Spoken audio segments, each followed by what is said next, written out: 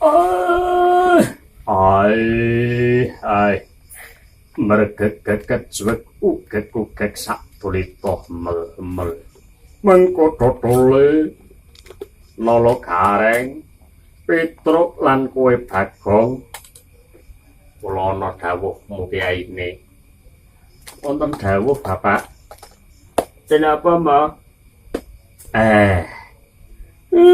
Momola wali ngaturaken puji syukur ana ngarasaning Gusti Allah dole. Dene nganti saknyaene poso kang kaping pindho isih diparingi kesehatan, diparingi iman lan Islam, kabukten nindakake wulan poso iki ya kuwi poso Ramadan.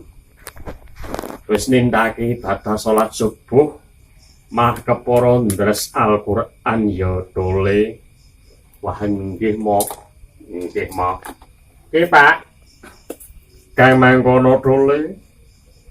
Aja kendhat-kendhat anggone ngaturake syukur ana ing ngarsane Gusti kang agarya jagat ya dole. La ing syakartum la azidanakum wala ing kafartum inna azabila syadid. Lamun diparingi nikmat Allah kanthi ngucap syukur, janjine Allah bakal nambahi nikmate ingkang langkung kathah dole. Nanging yen diparingi nikmat kok malah kufur, Allah bakal ngedonake siksa kang hanggegiri nggih mo. Inggih bapake. Nggih kiyaine kang mangkono. Ana ing rikalenggan iki syukur kaperang ana 3. Napa mawon, Pak? Napa mawon kiyaine? Napa mawon, Rama? Ngene. Kang sepisan ya kuwi syukur bil qalbi. Syukur bil qalbi ku syukur kanthi ati. Ya kuwi lamun Gusti Allah maringi nikmate kelawan hambane, atine iku kok seneng. Nodake yen to iku syukur bil qalbi, ya kuwi syukur kanthi ati. Kaya to Petruk diparingi sehat, watine seneng. Kuwi wis nandhake syukur bil qalbi, syukur ana sak jroning ati. Nggih, Pak. Kaya to gareng diparingi panjang umur, lah kok atine seneng. Kuwi syukur bil qalbi. Wah, nggih yaine. Bagong diparingi tandurane panen, rezekine akeh. Lah kok Bagong atine iku seneng, ya syukur bil qalbi dole. Ngono ya, Ma. Ayo. Iso ngaji atine seneng, ya kuwi mujudake syukur bil qalbi. Pokoke peparinging Gusti Allah sing nikmat kanggo aku lan kowe padha, banjur atine seneng, iku mujudake syukur kanthi ati, Ngger. Wah, nggih mo. Ngaturake agunging panuwun ya mo. Ayo tole. Banjur kanggo kalih syukur apa mo? Sing angka 2 ya kuwi syukur bilisan. Sakwise nampa nikmate Gusti Allah, atine iki wis seneng.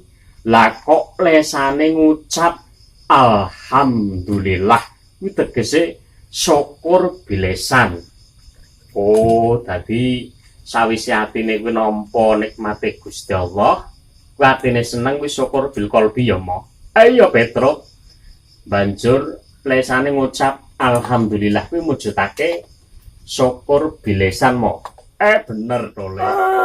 Tole kegambarane iso wahing lesan ngucap alhamdulillah, wahing jebret lesane ngucap alhamdulillah, Sing jawab yarhamukallah. Yen wahing kuwi nikmate Gusti Allah, mulane yen wahing aja sembarangan. Yen ana wong wahing kok biasane ngucap tahu, kuwi jawabe apa? Jawabe emploken ngono kuwi. Iya ya, Mo. Mulane yen to wahing lesane ngucap alhamdulillah, sing krungu ngucap yarhamukallah. Menentuk berkah Gusti Allah to niku ya mujudake syukur nggih. Oh ngaten ya Mo. Iya, apa tumon ana wong edan nang dalan kuwi iso wahing. Wong edan ning dalan kae ora iso wahing dole. Sing yen ana wong isih diparingi wahing utawa gebresan kuwi nuduhake akal isih sehat dole. Wah, akeh ngerti iki Mo. Nembe ngerti Mo.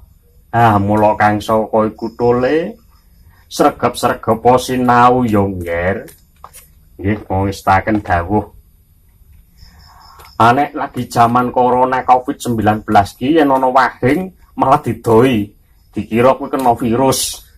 Ya virus ning udu virus corona tole. Wah iya ya Mo, zaman lagi kasujanane gede, lagi waspada. Ayo ngger. Mula muga-muga virus corona iki ndang pragap Indonesia ndang kembali kaya wingi ya ngger. Nggih Mo ngestaken dawuh. Banjur tak lanjutake ya tole. Syukur kang angka 3 ya kuwi syukur bil arkan, tegese kanthi syukur nganggo awak sakwutuhe. Lho, syukur nganggo awak sakwutuhe kuwi sing kepiye to Mo? Dene Petro.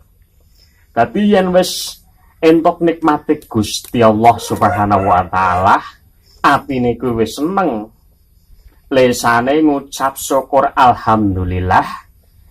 Awake tansah ditumindake marang kabecikan ya kuwi ngestake dawuhing Gusti Allah lan ngedoi apa sing dadi larangane. Ngoten nggih, Pak. Ayo. Mula dawuhing Gusti Allah sing wajib kaya to rukun Islam ya ditindakake. Wah, rukun Islam niku napa mawon to, Mo? Gareng. Rukun Islam kuwi ya ana 5. Syahadat, salat, poso, zakat, kaji yen mampu lan sak piturute syariat-syariat Islam tindakake kanthi becik dole kanthi kafah. Wah, ngaten nggih Mo. Ayo, Kagong. Mula kang saka iku conto maning lamun diparing rezeki wujute probeo bondo donya saka ngarasaning Gusti Allah, kuwi atine wis seneng. Kuwi syukur bil qalbi. Banjur lesane ngucap alhamdulillah syukur bil lisan. Banjur syukur selanduning awak ya kuwi kanthi ngamal tanjakake dole rezeki sing diparingi Gusti Allah kuwi mau. Ayo berbagi sak perangan. Jenenge akeh. Ana infak, ana sedekah, ana ngamal. Lan sak piturute akeh jenenge dole. Wah nggih ya Mo. Ning kene tak tegasake. Yen ngamal kuwi aja dieling-eling. Yen ngamal kebecikan kaya-kaya gambarane kuwi nek kowe lunga nyang kali ke lho. Gareng. Napa to Mo? Kowe nek isuk-isuk ning kali kuwi ngopo? Buang hajat Mo. Lah kuwi yen to sedekah kuwi kaya dene contone wong buang hajat atau BAB. Buang air besar. Ku ora dieling-eling sing dipangan mawan kuwi sate, roti, sayur enak lan sak piturute. Banjur dadine ampas kuwi kotoran tak ibarate kaya dene ngamal. Dadi wis ora dieling-eling. Wah, BAB-ne eman-eman, ana kacange, ape jukoti maning lan sak piturute. Ngono kuwi gareng. Ya mboten to, Pak. Wong kuwi kotoran. Lah mulane kuwi ngamal kuwi kaya dene kotoran yen wis tiba nang wadahe BAB kuwi ya wis ora sadeling-eling ya nek kaya mangkono kuwi mujudake syukur dole. Wong ngamal kuwi bakal nambah kaya sing tak aturake ana ing season pertama kae mau. Wong sedekah yen ikhlas kuwi nambah dole. Wah, nggih Mo. Wah, matur nuwun sanget, Pak. Wejangan saking Rama Kyai Semar sing senajan to ana ing esuk iki saben wulan poso muga-muga paringi lancar Mo. Iya dole. Mulane iki Kanjeng Sunan Kalijaga gemien dakwah yo lewat wayang kaya ngene dole. Wah, nggih Pak. Reh ning awake dhewe kuwi ya wong biasa, dudu kiai, dudu ulama, dudu ustad. Saiso-iso yo ngajine mung ngene iki ya Mo. Beteke mung kepingin ya kuwi ngregengake sepisan. Ya kuwi kanthi ngucapake syukur nyang ngersane Gusti Allah diparingi kabisan ana ing babagan iki ya Mo. Kejaba iku karo nglestarake budayane dhewe sing adiluhung ya Mo. Bener Gareng. Mula kang saka iku tole muga-muga kanthi ngaji sarana wayang iki mahanane dadi entuk pituduhe Gusti Allah satemah antuk kali damar kang pernahake dalan ingkang tumuju becik lan lurus dole. Wah inggih Mo ngaturaken agunging panuwun ya Pak. Dene Bapak tansah ngelingake kelawan anak-anake supaya ora tumindak sasar wajibane wong tuwa sampun dipun laksanakaken Mo.